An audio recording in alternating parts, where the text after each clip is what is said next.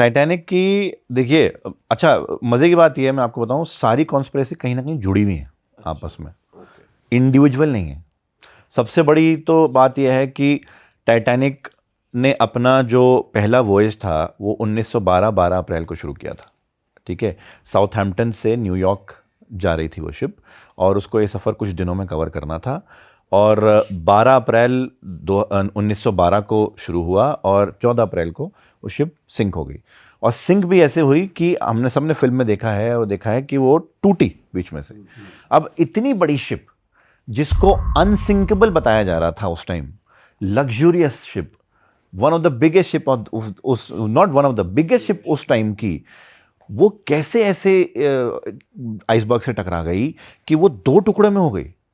वो भी वो कैप्टन जो शिप के कैप्टन थे, वो उस रूट पे और बहुत सारी शिप्स अपने पूरे करियर में चला चुके थे। उनको कैसे नहीं पता था कि वहां पर आइसबर्ग है? ऐसा कैसे हो सकता है कि वहां आइसबर्ग था और उनको इंफॉर्मेशन नहीं थी? ठीक है, मैं मानता हूं आइसबर्ग्स जो हैं वो फ्लोट करते रहते हैं, थोड़ी पोजीशन चेंज होती है, बट ऐसा नहीं हो सकता कि उसकी पोजीशन इतनी चेंज हो गई कि उनको बिल्कुल लास्ट मोमेंट पे दिखाई दिया इतनी बड़ी शिप को, और लास्ट मोमेंट पे ऐसे दिखाई दिया कि वो उसको कंट्रोल नहीं कर पाए और वो तोड़ दिया। देखिए, इसके लिए सबसे पहले समझने की ज़रूरत यह है कि टाइटैनिक को अनसिंकेबल क्यों कहते थे। ठीक है, टाइटैनिक को अनसिंकेबल इसलिए कहते थे क्योंकि टाइटैनिक में बॉटम पे 16 चेंबर्स बनाए गए थे, जो चेंबर्स इंडिविजुअल थे और वैक्यूम पैक्ड थे, और एक चेंबर बंद हो जाए अगर, तो बाकी चेंबर्स में पेनिट्रेशन नहीं हो सकती थी। इसलिए उसको अनसिंकेबल बताया गया कि अगर किसी वजह से डैमेज होता है, पानी एक चेंबर में आ जाता है, तो बाकी चेंबर्स ऑटोमेटिकली सील हो जाएंगे, इसलिए पानी आगे नहीं बढ़ेगा, इसलिए अनसिंकेबल है। और ऐसे 16 चेंबर्स बनाए गए थे कि ताकि 1 2 3 5 भी पेनिट्रेट हो जाए तब भी बाकी संभाल लें। तो ऐसा क्या हुआ? और जिन्होंने टाइटैनिक बनाया था वो कौन से कंपनी थी? ये अब मैं उसी पे आ रहा हूं कि 1900s में एक जो ये शिप के थ्रू ट्रैवल का वो था, वो बड़ा चरम सीमा पे था। ठीक है, हर कोई अपनी छोटी शिप, बोट्स वगैरह लॉन्च कर रहा था। उसमें दो कॉम्पिटिटर्स थे बड़े, एक था क्यूनार्ड करके कंपनी थी, और एक थी वाइट स्टार क्रूज।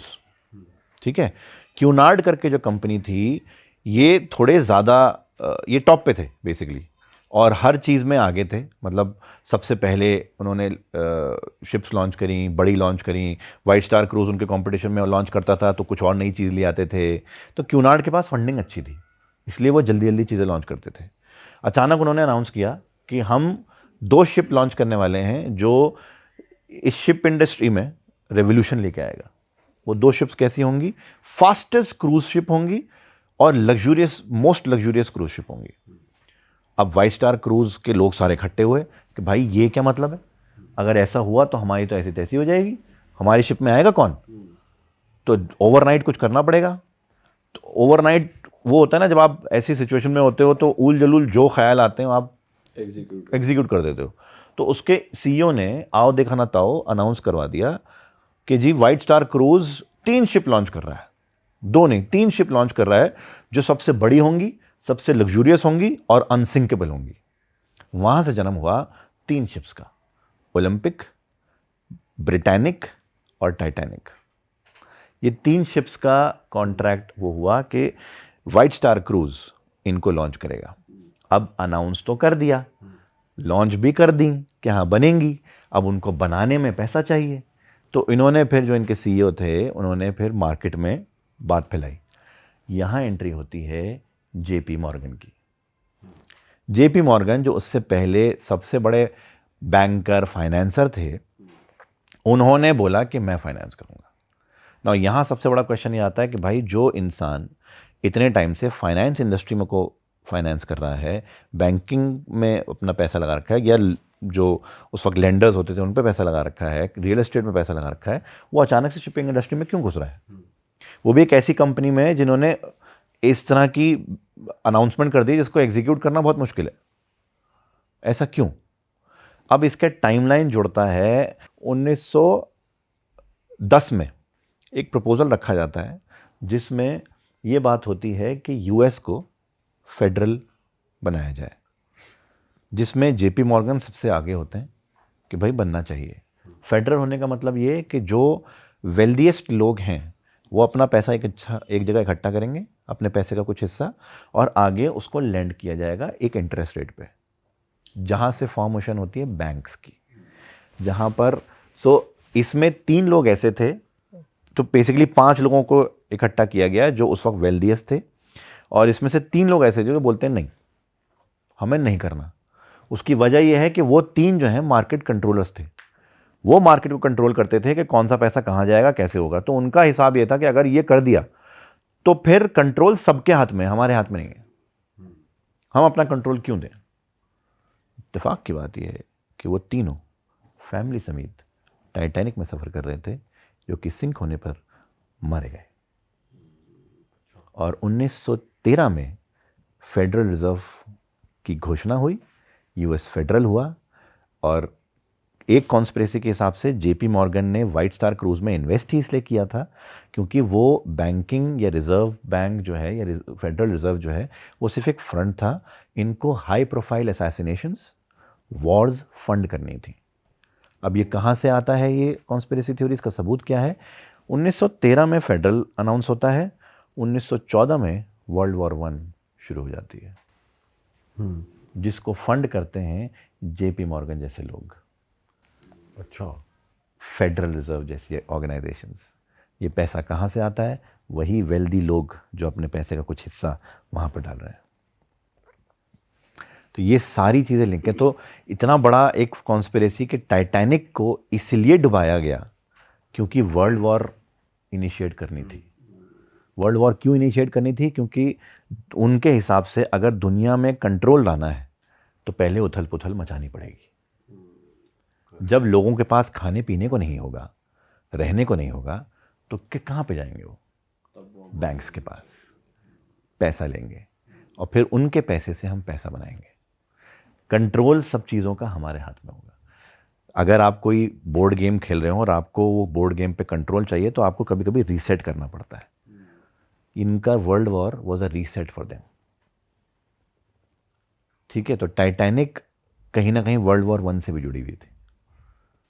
और फिर हमने ऐसा भी सुना है कि शिप की रिप्लेसमेंट हुई थी। वो एक दूसरा वो है। तो एक बुक आई थी 1998 में, Titanic the ship that never sank. उसमें ये बताया गया और रिसर्च डॉक्यूमेंट्स के साथ बताया गया कि टाइटैनिक कभी डूबी ही नहीं। अच्छा, जो डूबी वो शिप थी ओलंपिक। हुआ ये कि 1910 में ओलंपिक को लॉन्च कर दिया गया। तो जब वाइट स्टार क्रूज ने 3 शिप अनाउंस करी, ओलंपिक, ब्रिटानिक, टाइटैनिक, तब तीनों शिप्स को एक ही यार्ड में बनाने का फैसला हुआ। जीपी मॉर्गन ने पैसे लगाए, पैसे जो अब ओलंपिक पहले बन के तैयार हो गई। ओलंपिक, टाइटैनिक और ब्रिटानिक का डिज़ाइन एग्जैक्टली सेम रखा गया, साइज में फ़र्क दे दिया गया। कहते हैं ओलंपिक टाइटैनिक से बड़ी थी। अच्छा, ठीक है, तो ओलंपिक को पहले लॉन्च किया गया 1910 में और उसने अपना वोएज भी पूरा किया। फिर वो 2-3 वोएज उसने पूरे किए अपने सक्सेसफुली। उसके बाद उसका हुआ एक्सीडेंट। एक रॉयल नेवी शिप थी उसके साथ, HMS हॉक के नाम से। ठीक है, HMS हॉक क्योंकि रॉयल नेवी शिप थी तो उसमें इस तरह के प्रोविजंस थे कि अगर एनिमी शिप आसपास आ जाए तो उसके प्रोपेलर्स को डिस्ट्रॉय कर सके। तो जब एक्सीडेंट हुआ तो ओलंपिक के प्रोपेलर्स और वो सब में बहुत डैमेज आया और उसके रिपेयर के लिए उनको कई $1 मिलियन की ज़रूरत पड़ी। तो फिर हुआ कि उन्होंने इंश्योरेंस क्लेम किया तो कोर्ट में केस चला। अब क्योंकि वो रॉयल नेवी शिप थी तो रॉयल नेवी शिप को कोर्ट ने क्लीन चिट दे दी, सारा ब्लेम आया ओलंपिक के क्रू पे, और ओलंपिक के क्रू पे ब्लेम आने की वजह से उनको इंश्योरेंस नहीं मिला। और उन वाइट स्टार क्रूज के पास इतना पैसा नहीं था कि वो अपने पैसे से उसकी रिपेयर करा सकें। तो उन्होंने डुप्लीकेट पार्ट्स वगैरह लगा के उसको सिर्फ इतना कर दिया कि वो पानी में जा सके, और उसको टाइटैनिक के नाम से लॉन्च किया गया ताकि जब वो डूबे तो उसका इंश्योरेंस का पैसा मिल सके। और वही हुआ। टाइटैनिक का आई थिंक कुछ about $6 million to $7 million insurance white Star cruise को मिला था डूबने के बाद। और ये पूरे पेपर्स लगाए गए बुक में और फिर और जो ओलंपिक थी, जो कि according to the book actually Titanic थी, उसने कई साल अपना वोएज बिल्कुल सक्सेसफुली किया है। वो बिल्कुल उसके टाइटैनिक के बाद भी चलती रही है, सिंक होने के बाद। तो ये एक वो है। अच्छा, ये कॉन्स्पिरेसी बैक अगर थोड़ा चले जाएं तो टाइटैनिक का डिज़ाइन बना था 1910 के आसपास, 1909। उससे 14 साल पहले एक बुक आई थी जिसमें एक ऑथर ने एक शिप का जिक्र किया था, टाइटन। उसके जो ब्लूप्रिंट्स हैं वो ब्लूप्रिंट्स टाइटैनिक के ब्लूप्रिंट से एग्जैक्टली मैच करते हैं। यानी कि जो टाइटैनिक बनाई गई थी वो उस बुक के ब्लूप्रिंट्स को इस्तेमाल करके बनाई गई थी। अच्छा, जो 16 चेम्बर्स अनसिंकेबल हैं, और जो इतनी बड़ी शिप है और वो इंडिविजुअल चेम्बर्स हो जाते हैं, और उस बुक में भी टाइटन सिंक हो जाती है। और उस बुक में भी टाइटन को सिंक करने के लिए एक्सटर्नल फोर्सेस का जिक्र हुआ था। मतलब वो सिंक हुई नहीं थी, कराई गई थी उस बुक में भी। सो बुक तो फिक्शनल थी, तो अच्छा वो फिक्शनल थी, तो बुक फिक्शनल थी। और बुक फिक्शनल होने की वजह से उन्होंने पूरा, राइटर ने एक्चुअल इतनी डेप्थ में गया था राइटर कि उन्होंने ब्लूप्रिंट्स तक उसमें पब्लिश किए थे। जिस शिप की वो जिक्र कर रहे थे वहाँ पर टाइटन के नाम से, उस बुक में उन्होंने पूरा सारी चीज़ें उसमें लगाई थी, सब कुछ किया था।